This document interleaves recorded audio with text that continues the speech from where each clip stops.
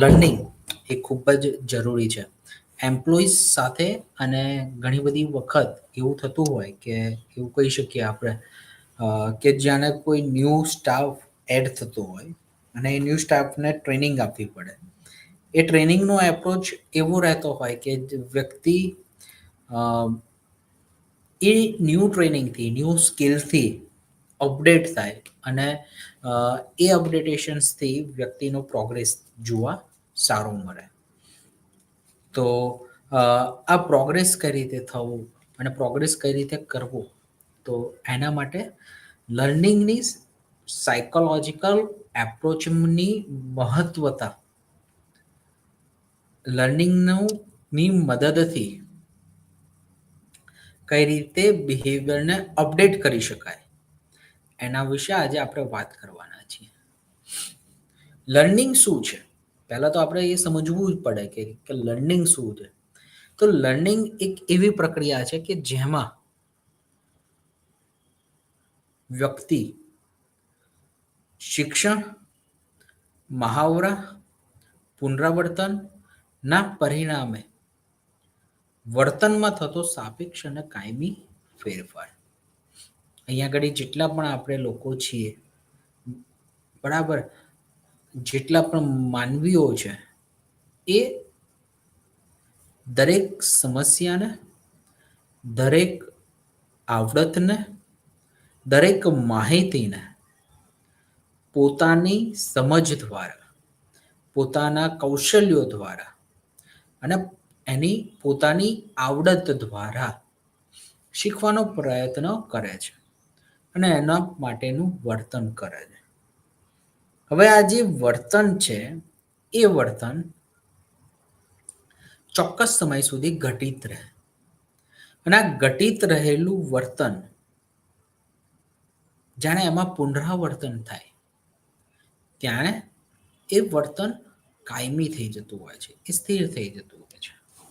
જેમ કે હું ઉદાહરણ આપી શકું તો સવારે દૈનિક જે આપણી ક્રિયાઓ છે કે બ્રશ કર્યા પછી ચા પીવી કે પછી કોઈ પ્રોસેસ, કોઈ વર્ક સેમ સિસ્ટમની અંદર રાખવી, તો આ જે બધા કૌશલ્યો છે એ બધા સંકળાયેલા છે વર્કની અંદરના બિહેવિયર સાથે.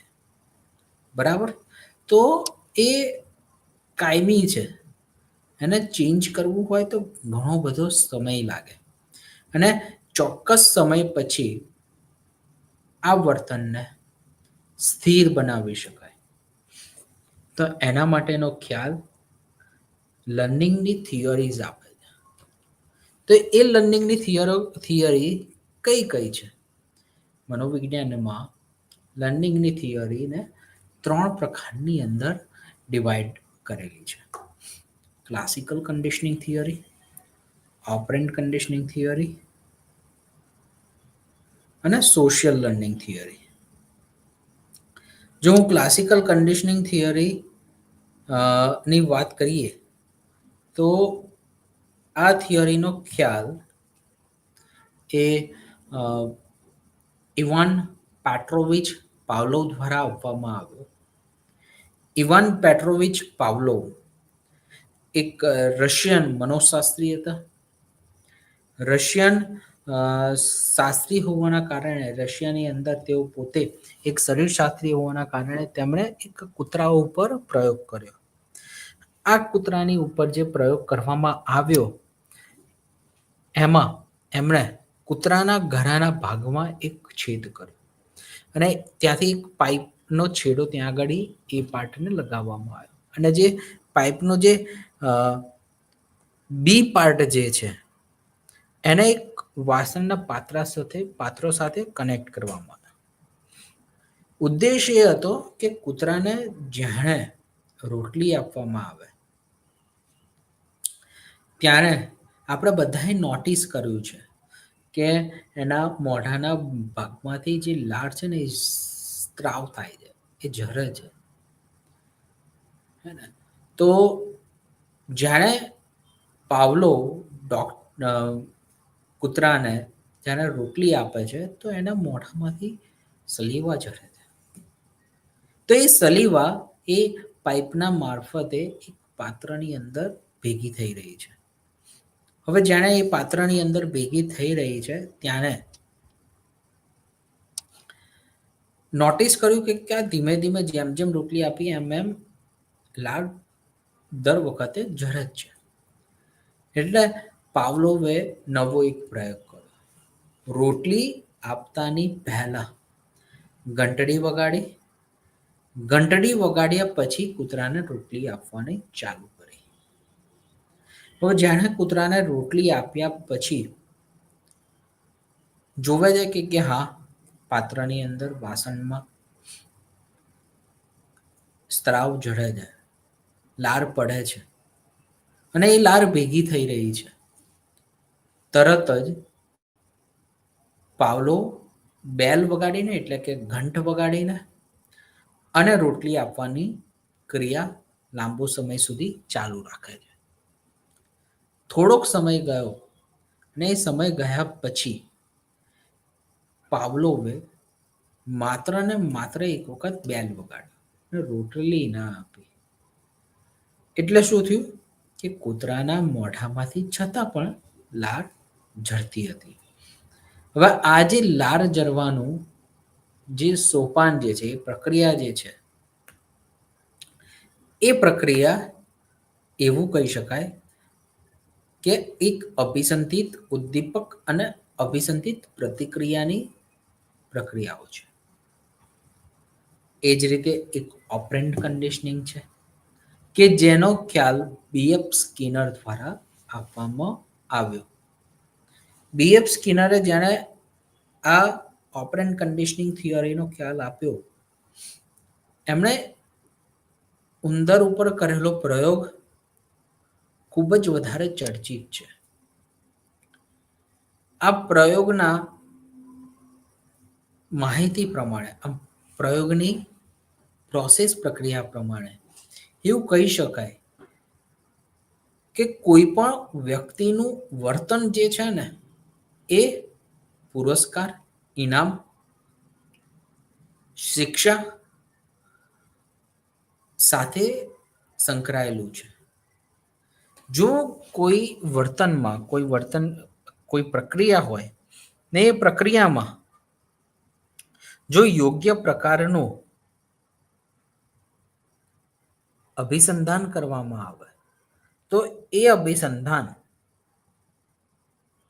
ચોક્કસ રીતે એક લાંબા સમયના વર્તન માટે ઘટિત થઈ જાય છે.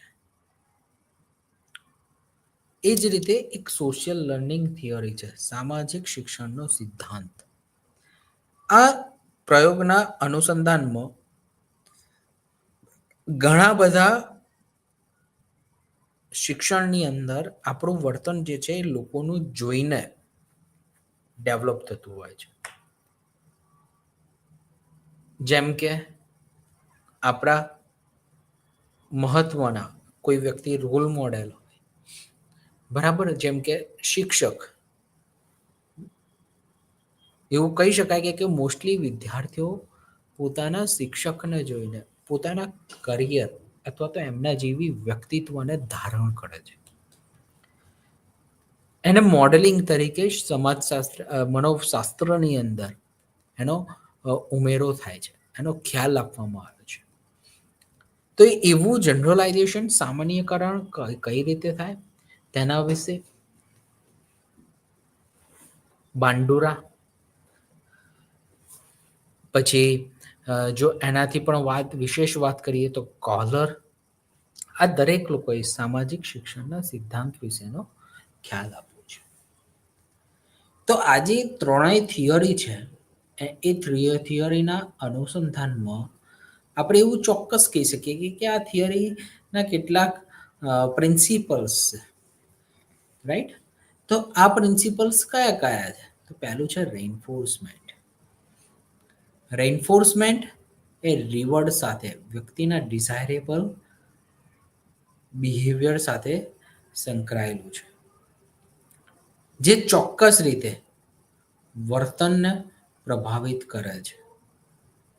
હવે રેઇન્ફોર્સમેન્ટ એ પોઝિટિવ અને નેગેટિવ એમ બે પ્રકારના રેઇન્ફોર્સમેન્ટ સાથે સંકળાયેલું છે, જે વ્યક્તિની સ્ટ્રેન્થ, વ્યક્તિનું બિહેવિયર,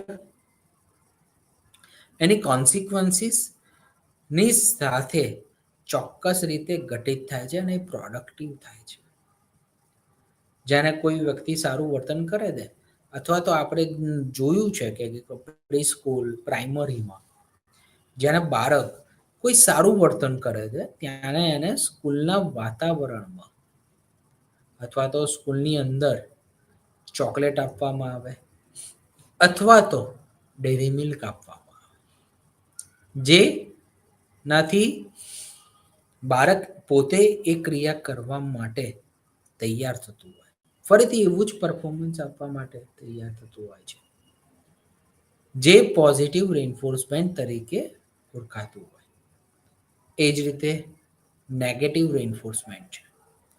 જ્યારે કોઈ વ્યક્તિ સારું એવું વર્તન નથી કરતું, ત્યારે એને જે એક્ટિવિટીઝ અથવા તો એને જે પ્રોડક્ટ જે એનું ટાસ્ક છે એ પાછું લઈ લેવામાં આવે. બરાબર? જેમ કે કોઈને પ્રમોશન મળ્યું હોય પણ છતાં પણ એને એ કામ યોગ્ય રીતે આવડત સાથે ન કરે થોડાક દિવસો પછી, તો તરત જ એને એની પાસેથી ચાર્જ ખેંચી લેવામાં આવે, તો તરત જ વ્યક્તિનું બિહેવિયર એ સુધરે છે. પછી છે કે પનિશમેન્ટ. નેગેટિવ રેઇન્ફોર્સમેન્ટની એક આ સારી એવી સ્ટ્રેન્થ છે અથવા તો એ બિહેવિયરને ઇન્ક્રીઝ કરવા માટે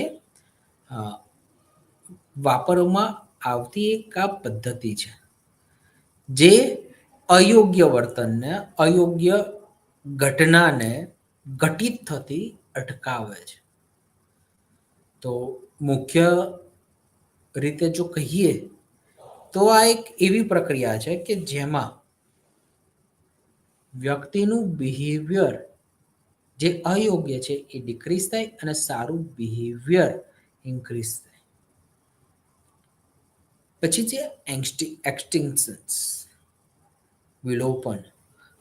એવું બિહેવિયર કે જે ઓર્ગેનાઇઝેશન્સના પોલિસીની અંદર અયોગ્ય રીતે ઘટિત થતું હોય, તો એમાં અન્ય એમ્પ્લોઈઝ અથવા તો જે અન્ય કર્મચારીઓ જે છે એ પ્રોબ્લેમેટિક બિહેવિયરને ઓબ્ઝર્વ નહીં કરે, એને અયોગ્ય રીતે જોશે, એને નિહાળશે નહીં, એને રિસ્પોન્ડ નહીં કરે, તો એનાથી શું થતું હોય કે એ જે બિહેવિયર છે એ ઘટિત થતું અટકે. બરાબર? કારણ કે આપણે હંમેશા જોઈએ કે નાનું બાળક જે રમતું હોય ને ઉછળ-કૂદ કરતું હોય ને અને આપણે એને કહીએ કે તું હવે મસ્તી આટલી બધી ના કરીશ, તો ઉપરથી એ બાળક મસ્તી કરવાનું જ છે. કેમ કરવાનું છે? કારણ કે એને આપણે જોઈએ છીએ અને આપણે કહીએ છીએ એટલે જેટલું ધ્યાન આપીએ એટલું એનું બિહેવિયર વધે. પણ આપણે જો એની સામે કંઈ ધ્યાન જ ના આપીએ તો તરત જ કંટાળીને, થાકીને એ ઘટના કરવાનું બંધ કરી દેશે. તો આને એક્સટિંક્શન્સ તરીકે ઓળખવામાં આવે છે. તો ટ્રેનિંગ આપણે ચોક્કસ રીતે એવું કહી શકીએ કે ટ્રેનિંગની મદદથી બિહેવિયર એ આપણે ડેવલપ પણ કરી શકીએ, બિહેવિયરને આપણે કંટ્રોલ પણ કરી શકીએ અને બિહેવિયરને મેનેજ પણ કરી શકીએ. તો એ કોઈ પણ ઓર્ગેનાઇઝેશન્સની અંદર અથવા તો ઇન્ડસ્ટ્રીની અંદર આ જે રેઇન્ફોર્સમેન્ટની જે પ્રોસેસ છે એ ખૂબ જ અગત્યની છે. રાઈટ? પછી તે કે આ જે ઓર્ગેનાઇઝેશન્સની અંદર જે ટ્રેનિંગ જે મળવી હોય, ટ્રેનિંગ આપવાની હોય, એનું ડેવલપમેન્ટ યોગ્ય પ્રમાણે થવું જોઈએ. રાઈટ? તો એ ડેવલપમેન્ટ કઈ રીતે થાય? તો ટ્રેનિંગની અંદરથી આપણને કયા રીતના ફાયદો અથવા તો એની એ ઘટનાઓ ઘટિત થતી આપણને જોવા મળે. રાઈટ? કારણ કે કોઈ પણ ટ્રેનિંગ હોય અથવા તો કોઈ પણ ડેવલપમેન્ટ હોય, એના એડવાન્ટેજીસ અને ડિસએડવાન્ટેજીસ એ બંને કંપનીની અંદર સંકળાયેલા છે. પણ એ કંપનીની અંદર અથવા તો ઓર્ગેનાઇઝેશન્સની અંદર કરવામાં આવેલી તાલીમ અને એનો જે વિકાસ માટે અથવા તો એનો જે એના ડેવલપમેન્ટ માટે જે કરવામાં આવેલી પદ્ધતિઓને આપણે કઈ રીતે એના એમ સાથે કનેક્ટ કરીએ છીએ તેની સાથે આ સંકળાયેલી છે.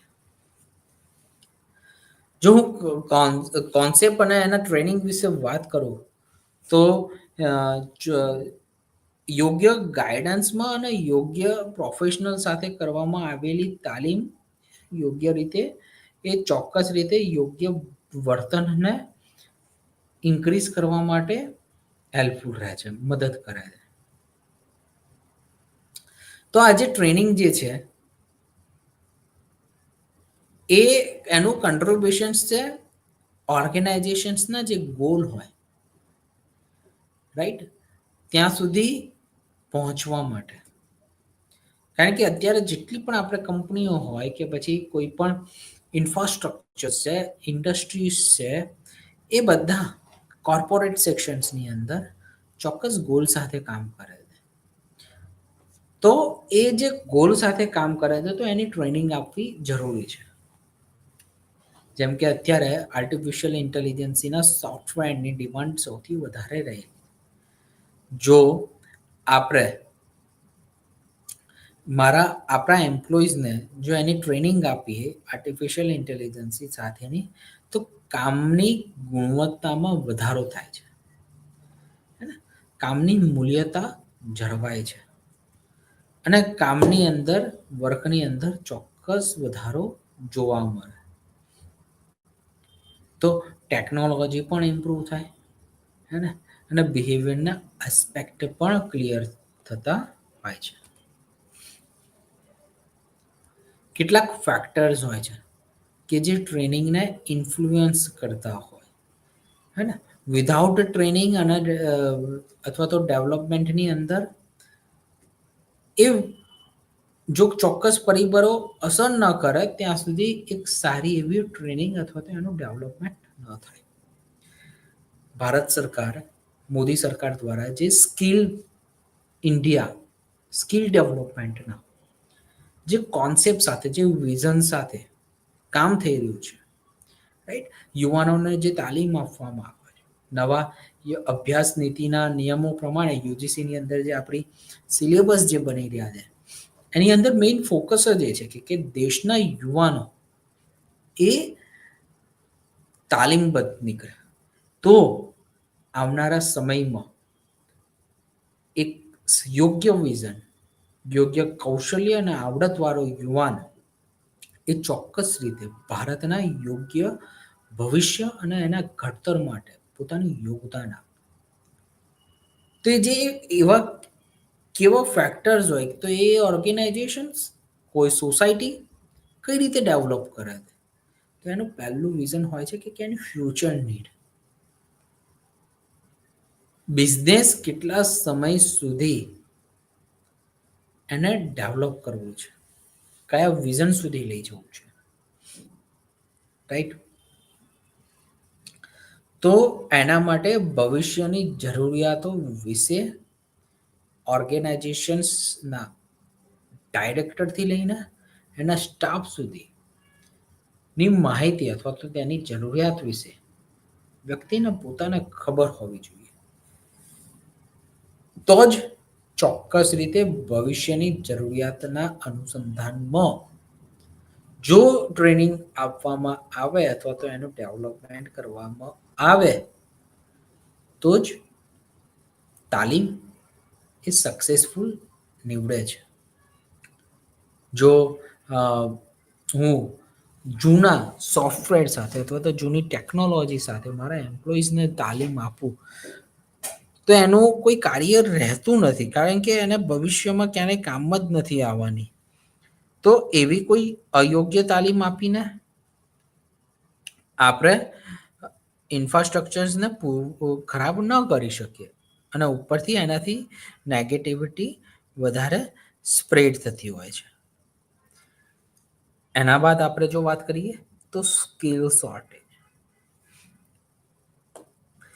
યોગ્ય તાલીમબદ્ધ વાળો જો સ્ટાફ હોય તો જ ટ્રેનિંગની બેઝિક ઇન્ફોર્મેશન્સ આપણે લોકોની સુધી પહોંચતી કરી શકીએ. જેમ કે કેટલાક કોર્સની અંદર આપણે વાંચીએ છીએ કે ધોરણ 12 પાસ અથવા તો ધોરણ 5 પાસ હશે તો પણ ચાલશે, અથવા તો ગ્રેજ્યુએશન્સ. કેમ? કારણ કે એમની પાસે એવી યોગ્ય આવડત અથવા તો એવી માહિતી એમની પાસે રહેલી છે. તો આ જે માહિતી છે તો એની યોગ્ય આવડતોના કારણે આપણે કેટલીક રિક્વાયરમેન્ટ નીકાળી શકીએ. અને એ રિક્વાયરમેન્ટની અંદર જો આપણે કોઈ તાલીમ આપીએ એ એમ્પ્લોઈઝને, નવા એમ્પ્લોઈઝને, તો એની પાસે જે ભણેલી અથવા તો જે એની પાસે જે માહિતી છે, જે જ્ઞાન જે છે, એના આધાર પર આપણે નવી માહિતી પ્રોવાઈડ કરી શકીએ.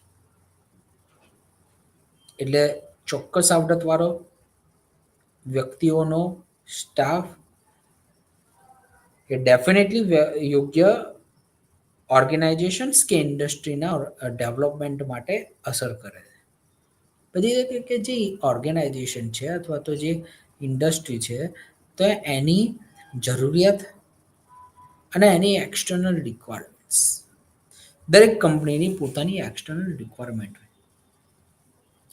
જેમ કે દરેક કંપની પોતે જ બધું મટીરિયલ ન બનાવે. એક એક્ઝામ્પલ રીતે સમજાવું તો કે એમેઝોન અથવા તો આઈફોન આપણે સૌ જાણીએ છીએ કે એનું હેડક્વાર્ટર્સ યુનાઇટેડ સ્ટેટ્સમાં છે. જો ત્યાંની જ કંપની વિશ્વના તમામ દેશોના આઈફોન બનાવવાનો કોન્ટ્રાક્ટ રહે, તો અમેરિકાના તમામ લોકો જો માત્ર ને માત્ર આઈફોન બનાવે ને તો પણ દરેક લોકો સુધી પહોંચી ન શકે. આપણે એવું ઇમેજિન કરી શકીએ. એનો તમામ સ્ટાફ અમેરિકાનો જે આઈફોનમાં કામ કરે છે, તો દરેક દેશોને સુધી ના પહોંચી શકે. એના માટે એક્સટર્નલ રિક્વાયરમેન્ટ બહાર નીકાળવી. તો આઈફોન શું કરશે?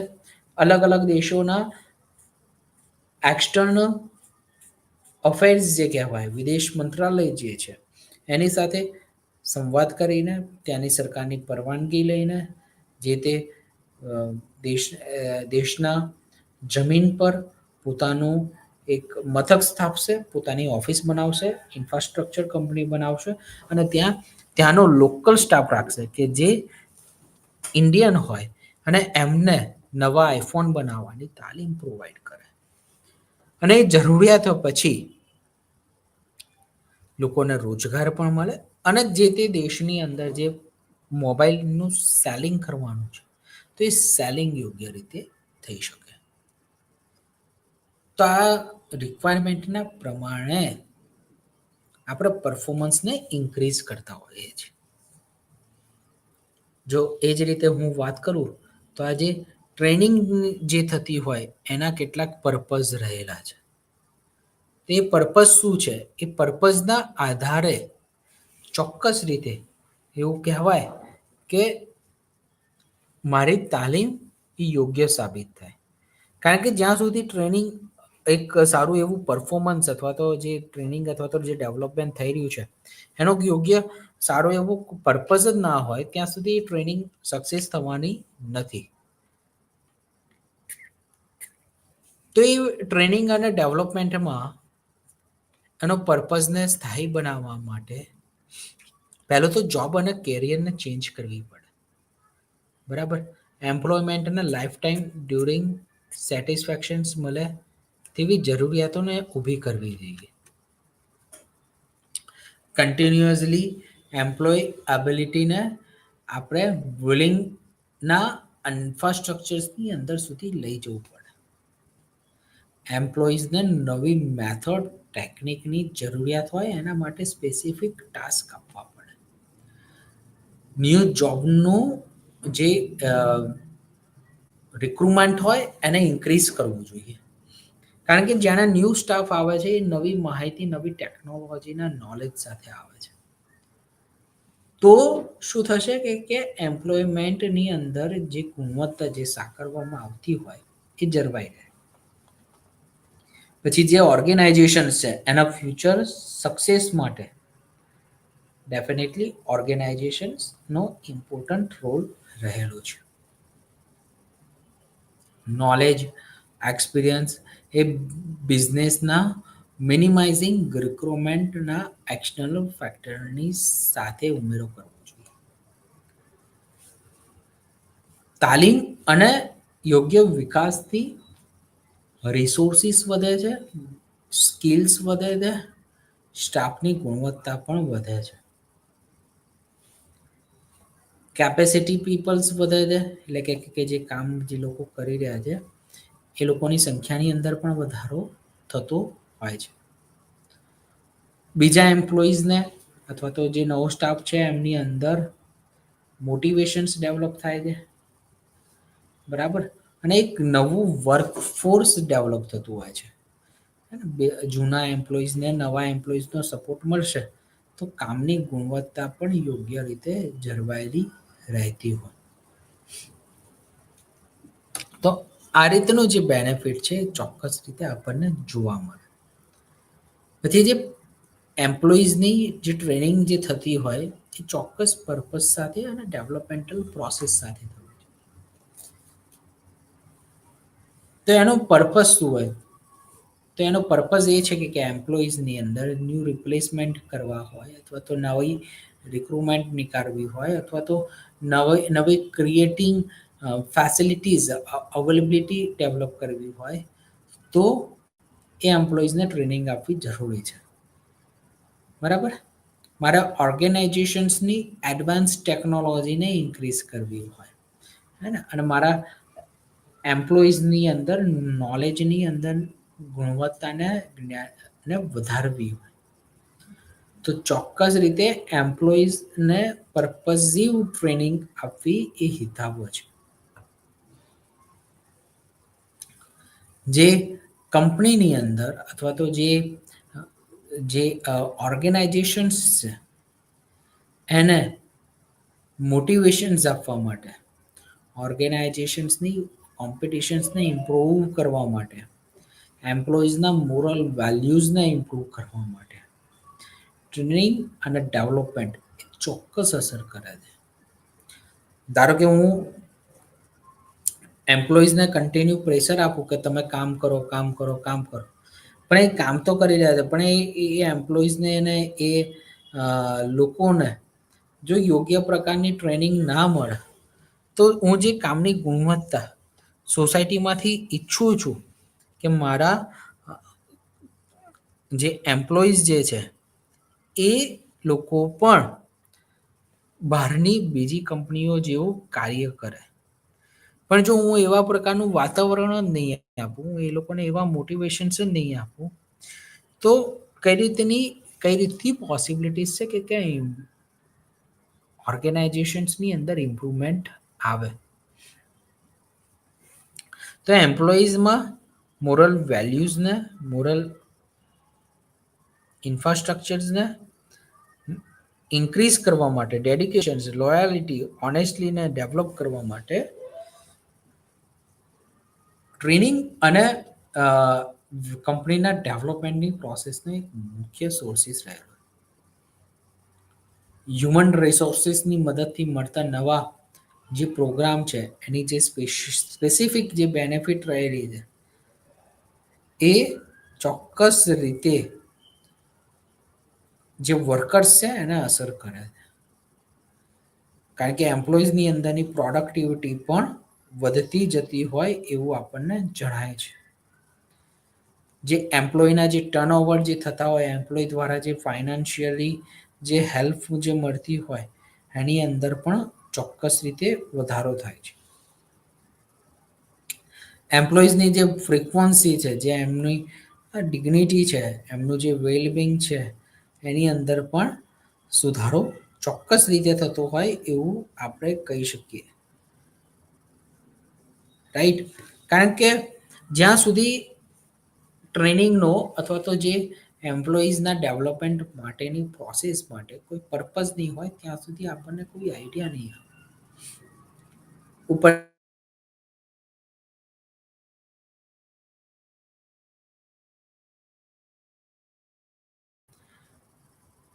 વર્ક એન્ઝાયટી ઊભી કરે, રાઈટ, વર્ક સ્ટ્રેસ ઊભો થાય, જે કંપની અને કંપનીના જે એમ જે છે, જે એમનો હેતુ છે એ જળવાયેલું ના રહે.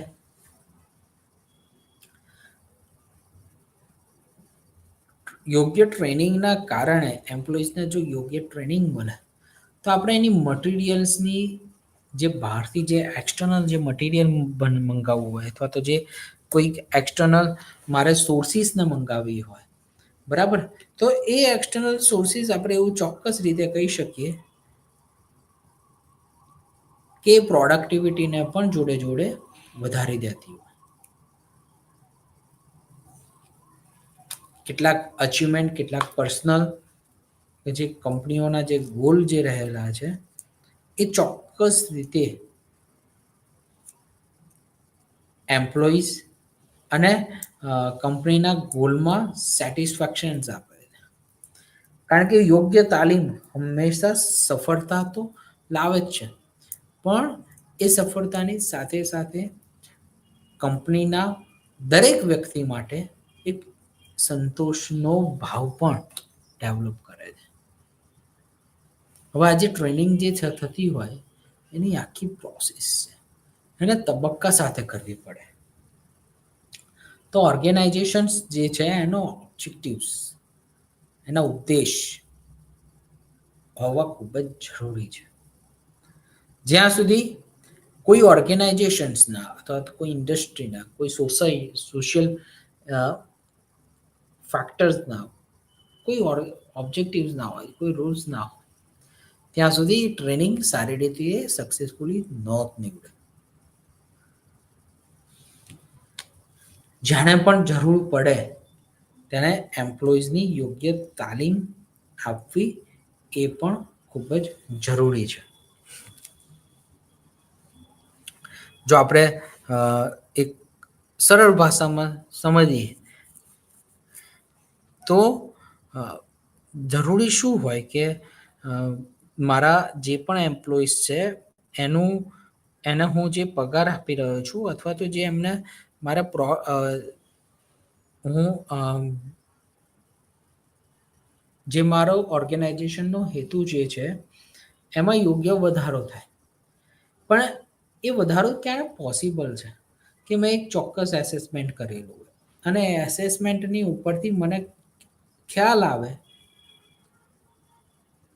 કે આટલી વસ્તુઓની ખામી મારા એમ્પ્લોઈઝ, મારા કંપનીની અંદર રહેલી વીકનેસીસની અંદર જોવા મળે. તો એ એસેસમેન્ટના આધારે હું પ્રોસેસને સમજી શકીશ અને જાણી શકીશ. કેટલો ગેપ, જે લેક ઓફ સ્કિલ હોય એનું એસેસમેન્ટ કરીને પણ ચોક્કસ આપણે ટ્રેનિંગને ડેવલપ કરી શકીએ. ટ્રેનિંગના ઓબ્જેક્ટિવ્સ પણ હોવા જોઈએ, ટ્રેનિંગના ઉદ્દેશો હોવા જોઈએ. એ ઉદ્દેશોને આધારે આપણે ચોક્કસ એમ્પ્લોઈઝને તાલીમ આપી શકવાના છીએ. જે ટ્રેનીઝ હોય, બરાબર, જે લોકો યોગ્ય તાલીમ લેવા માટે કટિબદ્ધ છે એવા લોકોનું સિલેક્શન કરવું જોઈએ. જેમ કે કોઈકને કોમ્પ્યુટરની ઉપર કામ કરવામાં ખૂબ જ વધારે રસ આવતો હોય અને કોઈકને કોમ્પ્યુટર પર કામ કરવામાં રસ ન આવતો હોય, પણ જેને રસ નથી એવા કર્મચારીને હું કોમ્પ્યુટરની ઉપર ગમે તેટલી ટ્રેનિંગ આપું તો એ ફળદાયી નીવડવાની નથી. જો મારે ફળદાયી ટ્રેનિંગ અપાવી હોય, લેવડાવવી હોય, તો મારે જેથી ટ્રેનિંગની માટે જે મારો સ્ટાફ છે એ કેટલો રસ લઈ રહ્યો છે તેનું સિલેક્શન તો કરવું જોઈએ. અને એ જો સિલેક્શન હોય તો એના જ આધાર પર ટ્રેનીઝને ચોક્કસ તાલીમ આપી શકાય. ટ્રેનિંગની ચોક્કસ મેથડ અને એનું ચોક્કસ મોડ રહેલું છે, જેના આધારે તાલીમ એ ઉપયોગી નીવડે.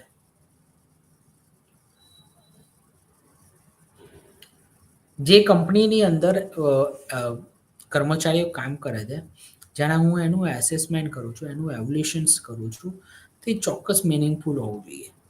જો કામ અથવા તો ઘટનાના આધાર પર રાખીશ, કામ ચલાઉ રાખીશ, તો મને યોગ્ય તાલીમ આપવાનો હેતુ નહીં સમજ આવે.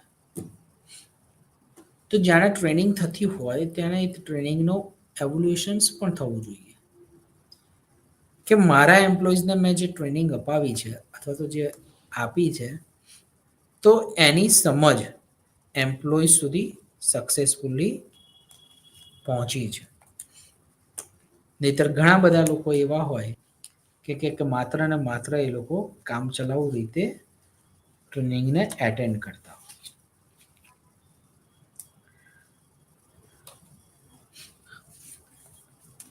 ટ્રેનિંગ કેમ ઓર્ગેનાઇઝ કરવી જોઈએ? ટ્રેનિંગને ઓર્ગેનાઇઝ ના કરો તો શું થાય? તો એના કારણો શું હોય? ટ્રેનિંગને ઓર્ગેનાઇઝ કરવાના નહીં કરવા પાછળના ફેક્ટર્સ, એના કારણો શું હોય છે? તો ટાઈમનો ફેક્ટર્સ છે. હવે ધારો કે કેટલાક મેનેજર્સ જ એવા હોય કે જે એમ્પ્લોઈઝને ટ્રેનિંગ લેવા માટે ઇમ્પ્રૂવ ના કરે, એમને મોટિવેશન્સ ના આપે, અથવા તો લાંબા સમયના ગેપ પછી એમ્પ્લોઈઝને તાલીમ માટે બોલાવવામાં. તો આ જે ગેપ છે એ કર્મચારીઓની ટ્રેનિંગની પ્રોસેસને યોગ્ય નહીં થવા દે, જેના કારણે કેટલીક સમસ્યાઓ ઊભી થતી હોય છે. કેટલીક એક્સપર્ટાઇઝ એ બહુ જ વધારે પડતી બ્રોડ હોય.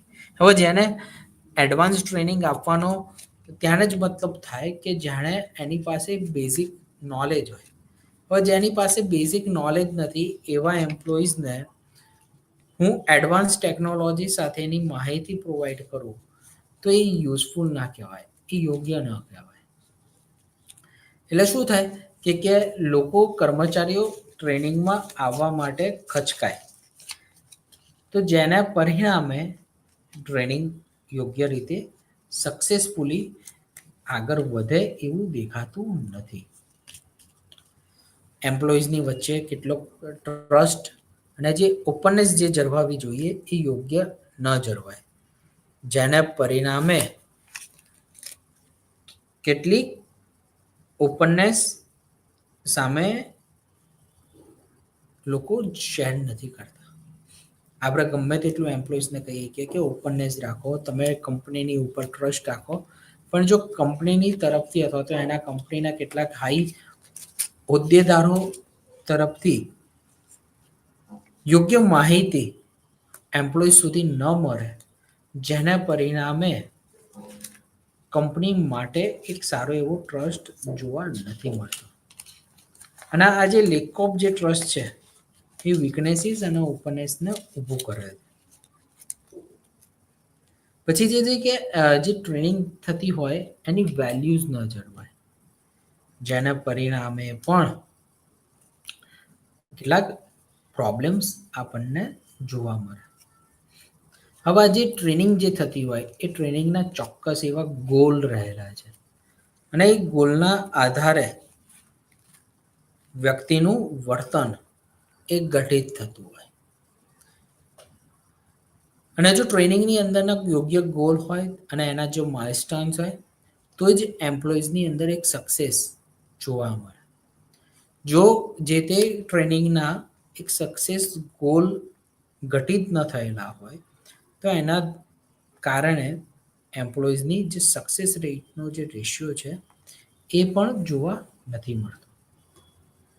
એમ્પ્લોઈઝની અંદર જે મોટિવેશન્સ હોવું જોઈએ ટ્રેનિંગના પ્રોગ્રામને લઈને એ પણ જોવા નથી મળતું. તો એના આધારે આપણે ચોક્કસ કહી શકીએ કે યોગ્ય ટ્રેનિંગ એ ચોક્કસ એમ્પ્લોઈઝના વર્તનને ઘટિત કરવા માટે, ઘડવા માટે ઇમ્પોર્ટન્ટ કામ કરે છે. એટલે એમાં ટ્રેનિંગ મેથડ અસર કરે, હે ને, જોબની અંદરની ટ્રેનિંગ કઈ રીતે મળે છે એ પણ અસર કરે. જો જે મેથડ જે છે એ ઓફ ધ જોબ ટેકનિક સાથે સંકળાયેલી છે, એટલે કે સ્પેસિફિક સ્ટડી, ફિલ્મ્સ, ટેલિવિઝન્સ અને conference, case studies, role play, stimulations અને પ્રોગ્રામ ઇન્સ્ટ્રક્શન્સ, લેબોરેટરી ટ્રેનિંગ, આ બધી ઓનલાઈન જોબ ટ્રેનિંગની અંદર જે રેગ્યુલર જે જોબ થતી હોય એની અંદર આપણે ટ્રેનિંગને ઓનલાઈન આપી શકીએ.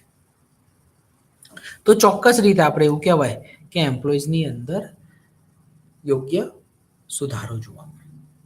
પછી છે કે ઓડિયો વિઝ્યુઅલ મેથડ્સ.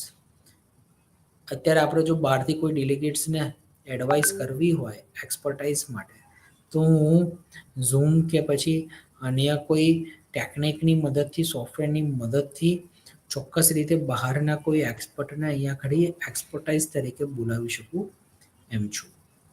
અને જે ચોક્કસ નિયમો સાથે ગઠિત થતી હોય. તો આ ચોક્કસ રીતે ઓડિયો અને વિઝ્યુઅલ મેથડ સાથે સંકળાયેલ છે. પછી છે કે જોબ રોટેશન્સ. જેમ કે જોબની અંદર કેટલીક સિરીઝ હોય અથવા તો એમ્પ્લોય શું સારું ફીલ કરે છે, કઈ રીતે કામની ગુણવત્તાની અંદર અંતર જોડાયેલું છે, એ દરેક તબક્કાઓ જોબના રોટેશન સાથે સંકળાયેલું છે. જેમ કે durations of work, duties of day and night, આ બધા જોબના રોટેશન્સના એક તબક્કાઓ છે.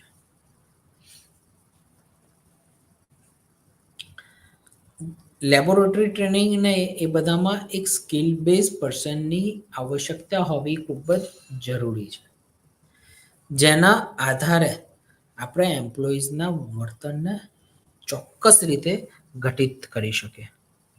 હવે મારે જે ઓર્ગેનાઇઝ એ ચેન્જીસ કયા પરિબળોને આધારે થાય એને સમજવા માટે ઓર્ગેનાઇઝેશનલ ચેન્જ ના કેટલાક તબક્કાને જાણવા જોઈએ. ઓર્ગેનાઇઝેશન્સ કેમ ચેન્જ થઈ જાય? તો કેટલાક પ્લાન્ડ વર્સિસ અનપ્લાન્ડ ચેન્જીસના કારણે એમ્પ્લોઈઝ અથવા તો ઓર્ગેનાઇઝેશન્સની જે એક્ટિવિટી છે એ ચેન્જ થઈ જતી હોય. જેમ કે આપણે એક વાત કરીએ કે એક્સિડેન્ટલ ચેન્જીસ અથવા તો મેડિકલ પેન્ડેમિક ઇસ્યુઝ એ ચોક્કસ રીતે આપણા ઘણી બધી કંપનીઓના ઓર્ગેનાઇઝેશન્સની અંદર ચેન્જીસ લાયા છે, રાઈટ. આજે કોવિડ-19ના પેન્ડેમિકના કારણે મોસ્ટલી વર્કરે ઓનલાઈન ચૂઝિંગ વર્ક પસંદ કર્યું હતું, જેના આધારે મોસ્ટલી એમ્પ્લોઈઝમાં એક એવું કહી શકાય કે એમનું વર્કની અંદરનું જે ડેડિકેશન છે અથવા તો વર્કની અંદરનું જે પરફોર્મન્સ છે એમાં કેટલોક બદલાવ જોવા મળ્યો. બરાબર, કારણ કે કોવિડે કામ કરવાની લોકોની પાસેથી જે પદ્ધતિ જે છે એ આખી બદલી દીધી, જેની સીધી અસર એમ્પ્લોઈઝ પર થઈ હોય એવું આપણે કહી શકીએ.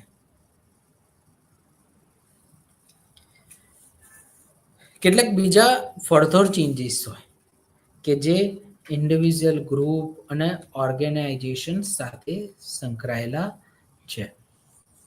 બરાબર, ઇન્ડિવિજ્યુઅલ મીન્સ કે જોબના એસાઇનમેન્ટ હોય, ટ્રાન્સફર થઈ જાય, જોબની મેચ્યોરિટી લેવલ યોગ્ય ના હોય, જેના પરિણામે આવી પ્રકારની ઘટનાઓ થાય. કેટલાક ગ્રુપ લેવલમાં ચેન્જીસ થાય, જેમ કે ગ્રુપની અંદર જો કોમ્યુનિકેશન્સ થતા હોય તો એના આધારે પણ કામની યોગ્ય ગુણવત્તા નથી થતી.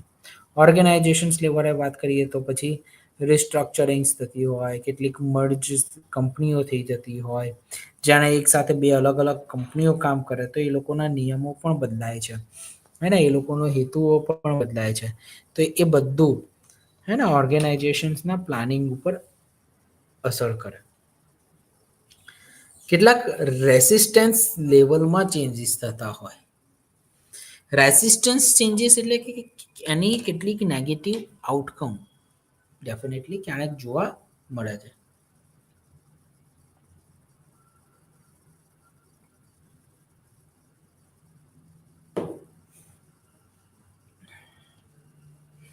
રેસિસ્ટન્સ મીન્સ કે જે ઇમ્પ્લિકેશન્સ કરવાના હોય કે ઇમિડિયેટ ચેન્જીસ લાવવાના હોય અથવા તો વર્કના જે સ્લો ડાઉન થતા હોય એની અંદર ઇમિડિયેટ ચેન્જીસ લાવવા ખૂબ જ જરૂરી છે. જો કોઈ પરફોર્મન્સથી નેગેટિવ આઉટકમ આવતું હોય અથવા તો નેગેટિવિટી આપણને જણાતી હોય તો તરત જ જે તે કાર્યની ગુણવત્તાને બદલવી જોઈએ. જે તે કાર્યની અંદર રહેલા કેટલાક પરિબળોને દૂર કરવા જોઈએ કે જેથી કરીને કંપનીના કેટલાક જે મૂળ આધારો છે એ જળવાયેલા રહે. કઈ રીતે મેનેજિંગ ચેન્જીસ થઈ શકે? તો એજ્યુકેશન્સ અને કોમ્યુનિકેશન્સની મદદથી રેસિસ્ટન્સ ચેન્જીસ આવી શકે. અને કોમ્યુનિકેશન્સ હંમેશા કોઈ પણ પ્રકારના પ્રોબ્લેમને દૂર કરવા માટે એક સારું એક અગત્યનું વેપન છે. કારણ કે આપણને ખબર છે કે પુઅર કોમ્યુનિકેશન્સ હોવાના કારણે કેટલીક તકલીફો થતી જોવા મળે. તો આ જે તકલીફો છે એને દૂર કરવા માટે આ કોમ્યુનિકેશન્સનો એક લાર્જ નંબર પીપલ સાથે અસર કરતો હોય છે.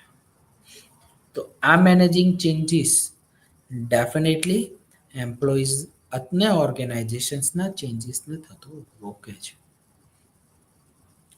ફેસિલિટીઝ એન્ડ સપોર્ટની મદદથી કેટલાક પ્રોબ્લેમને આપણે કેટલાક સમય સુધી આપણે એને અટકાવી શકીએ અથવા તો એને વધવા ન દઈએ. ચોક્કસ ઇમોશનલી એબિલિટી, લોકોની સાથેનું કાઉન્સેલિંગ, રિક્વાયર્ડ સ્કિલ્સ અને ચોક્કસ પેડ સેલરી અથવા તો એ કેટલીક લીવ, આ બધાની મદદથી એક આપણે એમ્પ્લોઈઝને એક સારો એવો ઓર્ગેનાઇઝેશન્સની મદદથી સપોર્ટ અને ફેસિલિટીઝ પ્રોવાઈડ કરીએ છીએ. તો તેનાથી ચોક્કસ કાર્યની ગુણવત્તામાં વધારો અથવા તો સુધારો થતો હોય. જેને પોઝિટિવ રિલેશનશિપને સ્ટડી કરવા હોય, સમજવા હોય, તો ઓર્ગેનાઇઝેશન્સના પોઝિટિવ રાઇટ ઇમ્પેક્ટને એમ્પાવર કરવાથી, હે ને, પોઝિટિવ રિલેશનશિપ ડેવલપ કરવાથી આપણે સુધારો કરી શકીએ છીએ. અને એમ્પ્લોઈઝની અંદર પોઝિટિવ રિલેશનશિપ આપણે એવું કહેવાય કે જે ગુણવત્તા જે હોય જે તે કામની એમાં ઘટાડો થતો હોય, હે ને, જે અયોગ્ય કામ હોય અથવા તો અયોગ્ય પરિસ્થિતિ હોય. કારણ કે હંમેશા જો પોઝિટિવ રિલેશનશિપ રહેશે તો શું થશે કે જે કાર્ય ઓર્ગેનાઇઝેશન્સ કે ઇન્ડસ્ટ્રીનું જે થઈ રહ્યું છે એ યોગ્ય સમય સુધી અને એક લાંબા સમય સુધી તો ઘટિત તો રહેશે, પણ એમ્પ્લોઈઝમાં સારા પોઝિટિવ રિલેશનશિપ એ એમનું સાયકોલોજીકલ સ્ટ્રેસ, સાયકોલોજીકલ એન્ઝાયટીને પણ ઘટાડે છે અને એમ્પ્લોઈઝના વેલબિંગમાં વધારો કરે છે. કેટલાક ઇમ્પ્લિમેન્ટ જે ચેન્જીસ થાય એ ડેફિનેટલી એના કેટલાક ક્વેશ્ચન્સ એ ફેર હોવા જોઈએ. કેટલાક સિલેક્ટિંગ પીપલ્સમાં પર્સનાલિટી એડવાઇસ થતી હોય છે અને એના એક્સેપ્ટન્સીસ ઓફ ચેન્જીસના કારણે આપણે ડેફિનેટલી એવું કહી શકીએ કે એ બદલાવ કંપનીના માટે ખૂબ જ જરૂરી છે. ઓર્ગેનાઇઝેશનલ કલ્ચર્સ મીન્સ કે જે ઓર્ગેનાઇઝેશન્સની અંદરની રહેલી જે સાંસ્કૃતિકતા છે, દરેક કંપનીની પોતાની સાંસ્કૃતિક સમજ શક્તિ હોય છે અને એમની એક પેટર્ન હોય છે. એ પેટર્નના પરિણામે કંપની કાર્ય કરે છે અને એની ગુણવત્તામાં સુધારો થાય છે. તો ઓર્ગેનાઇઝેશનલના કેટલાક એના કોમ્પોનેન્ટ છે. તો એ કોમ્પોનેન્ટ કયા કયા છે? તો એક છે લીડરશિપ. લિકલ્ટે 1967માં leadership, motivational force, communications process, interactions process, decisions making, goal setting, performance process control process અને ટ્રેનિંગની વાત કરી, જે ઓર્ગેનાઇઝેશન્સના કલ્ચર સાથે સંકળાયેલા છે. એ જ રીતે રોબિન્સે 1990માં individual initiative, risk tolerance, direction, integrations of management, support, control, identity, reward system, conflict cortex, tolerance અને કોમ્યુનિકેશન્સના પેટર્નની વાત કરી છે. કારણ કે આ બધું, આ જેટલા પણ એલિમેન્ટ છે એ દરેક ઓર્ગેનાઇઝેશન્સના કલ્ચર સાથે સંકળાયેલા છે. તો એ જ રીતે ગાર્ડનના પ્રમાણે clarity of directions, organizational reaches, integrations, top management, contact, encouragement of individual initiative, conflict resolutions, performance clarity, performance emphasis, actions orientations, આ દરેક હ્યુમન રિસોર્સિસના ડેવલપમેન્ટની અંદર હ્યુમન ના ગ્રોથ માટે, ઓર્ગેનાઇઝેશન્સના ગ્રોથ માટે, ઓર્ગેનાઇઝેશન્સના કલ્ચર માટે અસરકારક છે એવું ગાર્ડને 1988ની અંદર જણાવ્યું. એ જ રીતે ડેન્શન્સે કીધું છે કે organisations of work, communications flow, emphasise of people, decisions making practice, influence and control, absence of buoyancy, coordination, job challenges, job reward. આ દરેક તબક્કામાં ચોક્કસ રીતે આપણે પિયર વર્કની જે ફેસિલિટીઝ હોય, ગ્રુપ ફંક્શનિંગ હોય, સેટિસ્ફેક્શન્સ હોય, ગ્રુપ ઇન્ટરેક્શન્સ હોય, એ બધા ટેન્શન્સના નિયમ પ્રમાણે અસર કરતા હોય છે. પરીકે 1996માં જણાવ્યું કે tolerance, narcissist personality, future orientations, inner directions, universal role bound, power parity, આ દરેક તબક્કા એ બધા કાની સાથે સંકળાયેલા છે? તો એ સંકળાયેલા છે ઓર્ગેનાઇઝેશન્સના કલ્ચર સાથે. એ જ રીતે જો વાત કરીએ તો કુક દ્વારા humanistic and helpful nature, affiliations, achievement, self actualisation, approval, conventionality, dependency, avoidance, oppositional power, competitive and perfectionisms જે ઓર્ગેનાઇઝેશન્સના કલ્ચર સાથે સંકળાયેલા છે. આવી રીતે ઘણા બધા શાસ્ત્રીઓની મદદથી અથવા તો ઘણા બધા ઓર્ગેનાઇઝેશનલ ઇન્ડસ્ટ્રીયલ સાયકોલોજિસ્ટે પોતાના કલ્ચરલ વેલ્યુઝ વિશેની ઇન્ફોર્મેશન્સ આપેલી છે. આપણે ઓર્ગેનાઇઝેશનના કલ્ચર્સને કઈ રીતે ડેવલપ કરી શકીએ? જેમ કે આપણે એવું કહેવાય કે દરેક ઓર્ગેનાઇઝેશન્સ પોતાના કલ્ચર પ્રમાણે એમ્પ્લોઈઝને કેટલું વેલ્થ, હેલ્થ બેનિફિટ પ્રોવાઈડ કરે છે. તો એ કલ્ચર કઈ રીતે આપણે પ્રોવાઈડ કરીએ? ધારો કે લીડર્સ હોય, એમના રોલ મોડેલ હોય. જેમ કે આપણે રતન ટાટાજીને સમજીએ તો તરત જ આપણને એક રોલ મોડેલ ઊભો થાય કે ટાટાનો એમ્પ્લોય હંમેશા એમના સ્વભાવવાળો હશે. કારણ કે એમનો મહત્વનો ગોલ પોતાના એમ્પ્લોઈઝ માટે તો છે જ, પણ ઇન્ડસ્ટ્રી માટે પણ છે અને નેશન માટે પણ છે. અને એક સારી એવા ઓર્ગેનાઇઝેશનલ અથવા તો એક સારા એવા બિઝનેસમેનની આ નિશાની. તો એક એમનું એક કલ્ચર ડેવલપ કરેલું. પછી છે કે કેટલાક રોલ ઓફ ક્રિટિકલ ઇવેન્ટ્સ કે જે ક્રિટિકલ ઇન્સિડન્ટ જે થતા હોય અને ઇમ્પોર્ટન્ટ ઇવેન્ટની અંદર જે લેસન્સ જે લર્ન કરે ડિઝાયરેબલ અને અનડિઝાયરેબલ બિહેવિયરમાં જે ઓર્ગેનાઇઝેશન્સના કલ્ચર સાથે સંકળાયેલ છે. ઇફેક્ટિવ વર્કિંગ રિલેશનશિપ એ ચોક્કસ રીતે ઓર્ગેનાઇઝેશન્સના મેમ્બર્સ અને એમના વેલ્યુઝ સાથે ઓર્ગેનાઇઝેશનના કલ્ચર સાથે અસર કરે છે. એક્સટર્નલ એન્વાયરમેન્ટ પણ ચોક્કસ રીતે ગવર્મેન્ટની પોલિસીસને અસર કરે છે અને સોશિયલ સિચ્યુએશન્સની અંદર જે લેબર લોસ હોય એને પણ અસર કરે છે. સ્કેનનું મોડેલ છે કે જે ઓર્ગેનાઇઝેશન્સની અંદરના કલ્ચરલને હે ને ડેવલપ કરવા માટે એક અસરકારકની માહિતી આપે. જ્યાં સુધી જે તે ઓર્ગેનાઇઝેશન્સની કેટલીક બિલીફ અથવા તો જો એની વેલ્યુઝ નહીં હોય, એક એનું એઝ્યુમ્શન્સ નહીં હોય, બેઝિક એક ઇન્ફોર્મેશન્સ નહીં હોય, ત્યાં સુધી જે તે ઓર્ગેનાઇઝેશનમાં એની કલ્ચરલ વેલ્યુઝ ઘટિત થતી જોવા મળતી નથી.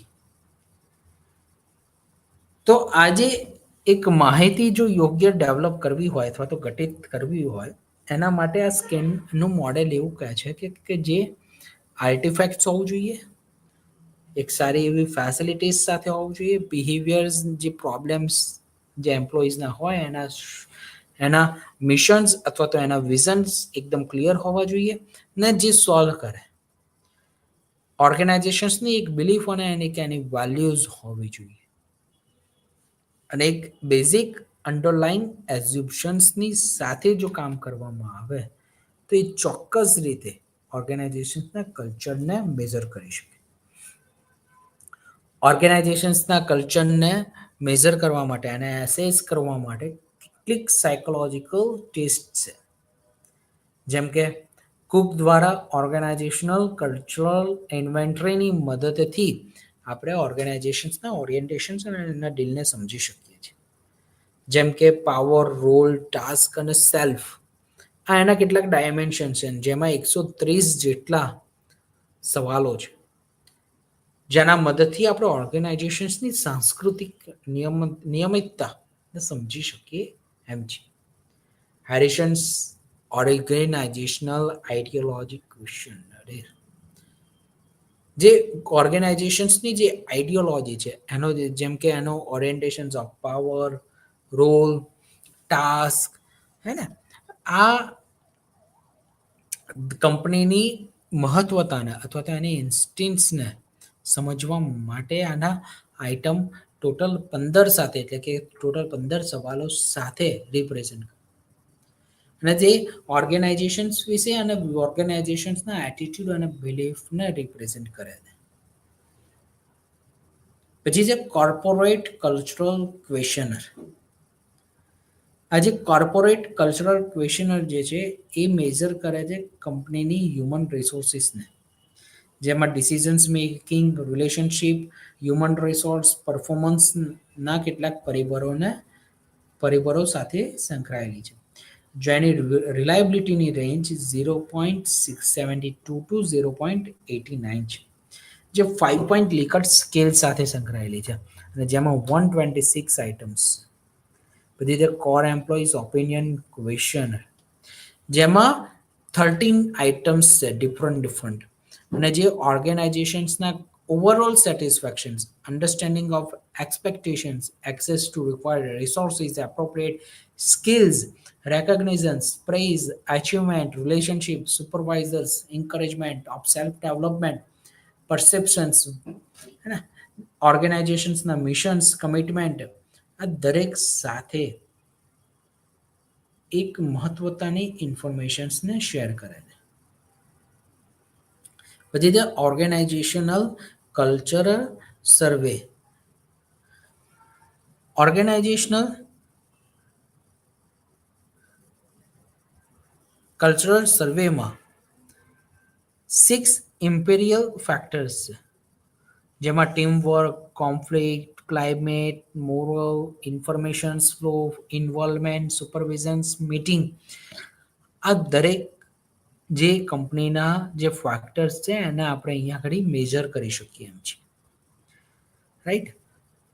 તો આ આખું ઓર્ગેનાઇઝેશનલ સાયકોલોજીની મહત્વતા અને એના ડેવલપમેન્ટ સાથે આપણે વાત કરી. કરેક્ટ.